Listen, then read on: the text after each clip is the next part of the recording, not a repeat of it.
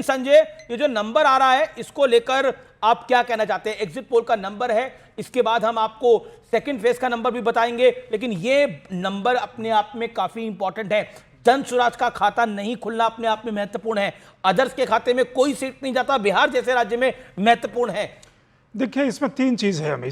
पहला ये कि ये जो आंकड़े हैं ये पिछले बार फर्स्ट फेज में महागठबंधन की सीटें ज्यादा थी।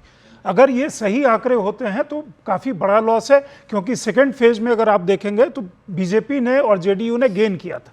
दूसरी बात कि अगर ये आंकड़े रफली ब्रॉडली अगर सही होते हैं तो नीतीश कुमार को जो मैक्सिमम एंटी इनकम्बेंसी थी वो पिछले 2020 के चुनाव में थी। जेडीयू अगर जितना गेन करता है, जितना भी गेन करता है, बिकॉज 115 सीट लड़ करके वो लाए थे 43 सीट, इस बार 101 में जितना भी वो गेन करते हैं वो काफी बड़ा गेन है एनडीए के लिए, जो सत्ता की तरफ वापसी की तरफ उनको ले करके जाएगा। सर, अब मुझे एक चीज जो समझनी है, कन्हैया भिलारी जी, संजय जी और रामकृपाल जी, आप तीनों मुझे बताइएगा।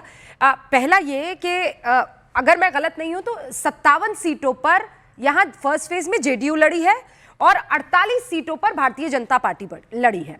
भारतीय जनता पार्टी को इस फर्स्ट फेज में 25 से 35 सीटें मिल रही हैं और 57 में से 35 से 45 सीटें, यानी कुल मिलाकर कन्हैया भिलारी सेंटर में अगर कोई रहा तो वो जेडीयू, जेडीयू के सेंटर में कोई रहा तो नीतीश बाबू, नीतीश बाबू के फेवर में कुछ गया तो वो है उनका लगातार 20 साल तक काम करना, अपने लिए कोई एक हियर जो जिसे कहते हैं उसे ना चुनना, लगातार काम करते रहना, और विपक्ष का उनको कहना कि ये असंतुलित हो गए हैं, ये मेंटली कमजोर हो गए हैं, ये सब कहीं ना कहीं काम कर गया। और इसीलिए सबसे बड़ी पार्टी अगर कोई उभर कर आती है तो वो जेडीयू है फर्स्ट फेज में।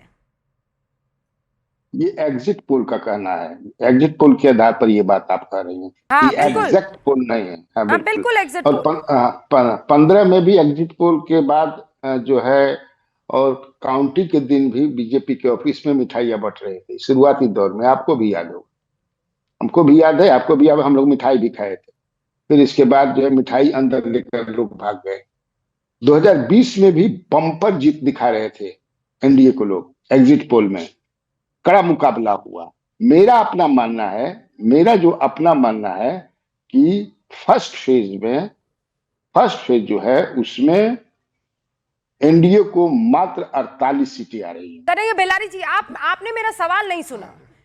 मैं बहुत क्लियरली आपसे कह रही हूं, मैं एनडीए पर जा ही नहीं रही हूं, मैं नीतीश कुमार पर। मैं भी सारे आंकड़े पढ़कर आई हूं सर, मैंने सारे आंकड़ों को स्टडी किया है एग्जिट पोल के यहां बैठने से पहले।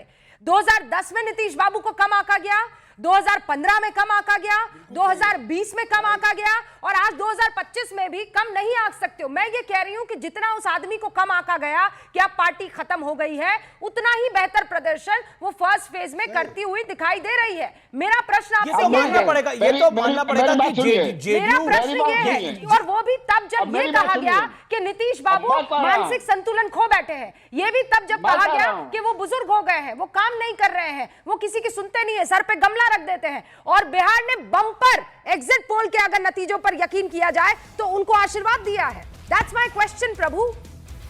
लुबिका जी, मैं कह रहा हूं कि उनको कब 2010 में आंका गया था, उन्होंने सब अपने को कम आंका था, और तब हम लोगों से संपर्क करके उन्होंने कहा था कि जरा आनंद मोहन से बात कराइए, लगता डर हमको लगता डर है हम लोगों से। उन्होंने प्रभुनाथ सिंह से, ये बड़े चेहरे आपको दिख रहे हैं, संपर्क कराया था। अब भाई वीरेंद्र, ये अब संभावित है, ये आगे हैं, आरजेडी के भाई वीरेंद्र आगे हैं। और यहां पर आप देखिए चंद्रशेखर आरजेडी के आगे हैं मधेपुरा के अंदर। ये बड़ी सीटें हैं, वीआईपी सीटें हैं जिसकी हम बात कर रहे हैं जेडीयू की कैंडिडेट से। इसके अलावा बीजेपी के संजय सरावगी आगे है। इसके अलावा राजद के कैंडिडेट यहां पर आगे हैं मंगल पांडे से। मंगल पांडे पीछे हो सकते हैं, मंगल पांडे बीजेपी के स्टार हैं, वहां पर मिनिस्टर भी हैं, वो पीछे हो सकते हैं। नहीं कोई सारे। अच्छा संजय जी, जरा बताइए, जो सिटिंग एमएलए हैं उनकी स्थिति इस वक्त बहुत अच्छी तो नहीं आंकी जा रही है, बहुत से ऐसे हैं, ये एंटी इनकम्बेंसी उनके लिए जरूर काम कर रही है। रामकृपाल जी बस आगे 30 सेकंड में। संजय जी, मैं बोलूं? नहीं, संजय जी 30 सेकंड फिर मैं आ रही हूं। देखिए, दो चीज होती है। एक, कई बार एंटी इनकम्बेंसी होती है और कभी कभी ऐसा होता है कि मुख्य जो चेहरे हैं मोदी या नीतीश कुमार के नाम पे अंत में वोटर मतलब मैंने देखा है ग्राउंड पे कि उनको गाली देते हुए भी अंत में जाकर के कमल पे या तीर पे वो वोट कर देता है। लेकिन कुछ चेहरे ऐसे हैं, बड़े चेहरे ऐसे हैं जिनके बारे में जो लोग हैं वहां पे उनको काफी शंका है, जिसमें से एक नाम अभी आपने लिया, मंगल पांडे। ठीक है, ओके। मंगल पांडे के नाम पे शंका। मैं एक बात कर रहा हूं, जिस तरह से नीतीश जी का 7 मखौल बजे हम आपको फाइनल आंकड़ा देंगे। 7 बजे का इंतजार करिए, बड़ा आंकड़ा, फाइनल आंकड़ा हम देंगे। रामकृपाल सिंह, जिस तरह नीतीश जी का मखौल उड़ाया गया, आप याद कीजिए एक गलती हो गई थी आडवाणी। भाई प्लीज दिखाया गया, डायरेक्ट देख रहे थे, भैया हमको लाइव बोलने दीजिए। टेलीकास्ट होता है, भाई साहब इसमें देखा बोलने गया। दीजिए, हम आपके बीच में नहीं बोले अब वो बस सफाई दे रहे हैं सर। मैं केवल ये सच्चाई है। मैं केवल ये कह रहा हूं, मीडिया में चलाया गया, चलाया नहीं गया तो वो तो किए थे। मैं बताऊं, विधानसभा में उन्होंने जो बोला था, मीडिया के सामने बोला भाई था, हमको बोलने स्टेज दीजिए, पर बोला फिर था। बोलिए। वो बिल्कुल उन्होंने आपकी बात नहीं, आपकी बात सही है कि बोला था, लेकिन मैं पूरी बात मखौल जो तो उड़ाया कहूं- गया ना उनका, पूरे कैंपेन में मखौल उड़ाया गया। सच्चाई है, सच्चाई को मखौल थोड़े कहा जाता है। हाँ। सच्चाई तो रियलिटी होता है। दोबारा बोलिए, मैं तो कह रहा हूं बोलते भाई रहिए, साहब, इसमें जरा मुझे क्या भी फर्क पड़ बोलने रहा है दीजिए, इससे? मैं किसी के बीच में नहीं बोलता हूं प्लीज। आडवाणी जी ने मनमोहन सिंह को 2009 में यही कहा था, कमजोर प्रधानमंत्री, याद निर्णायक कीजिए, नेता, मजबूत याद सरकार, कीजिए। नारा दिया था। और उसका लाभ उनको इतना मिला था कि पंजाब जहां पर बिल्कुल वो स्थिति नहीं थी, पूरी तरह से उनका वो हुआ। नीतीश कुमार जी एक ऐसी पर्सनालिटी है, 100 सभाएं की हैं नीतीश कुमार ने, 100। आप देख लीजिए, मोदी से ज्यादा सभाएं की बिहार में। जिस आदमी को कहा गया कि ये बिल्कुल फिजिकली फलाना हो गए हैं, 100 सभाएं नीतीश कुमार जी ने की हैं।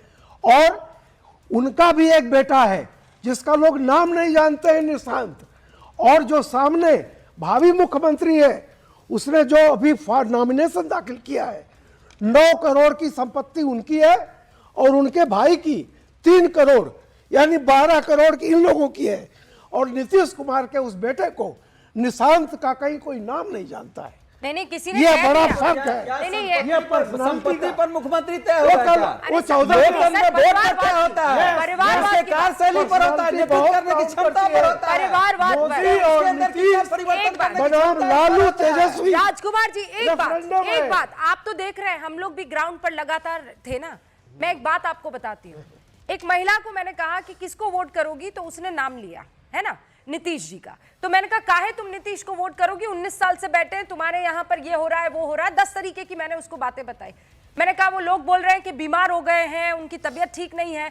तो उसने, पता है आपको, मुझे डपट दिया और उसने ये कहा कि वो बीमार किसके लिए हुए हैं, हमारे लिए ही हुए ना। 19 साल से किसके लिए काम कर रहे हैं हमारे। ये मैं किसी और की बात नहीं कह रही हूँ सर, उस औरत ने मुझे कहा, मैं बस आपको रिपीट करके बता रही हूँ। रूबिका जी, मतलब आपने एक महिला से पूछा, राजकुमार जी, हम मैं ये 100 कह रही- महिलाएं से मिले अरे हैं, भाई, हम भी मिले हैं 100 उन्होंने महिला। कहा कि महिला के लिए कुछ नहीं किया। 14 तरीकों से जी जाएंगे, दूध का दूध और पानी का पानी हो जाएगा। बातें एक मिनट, resonate मैं कह रहा हूँ, में डूबी यह हुई है। पर्सनल बैटल कोई नहीं है। मेरा बातें निवेदन है resonate कि करती है हम सर, आंकड़ों मैं पे ये बात फोकस कह रही करें। हूँ आपसे।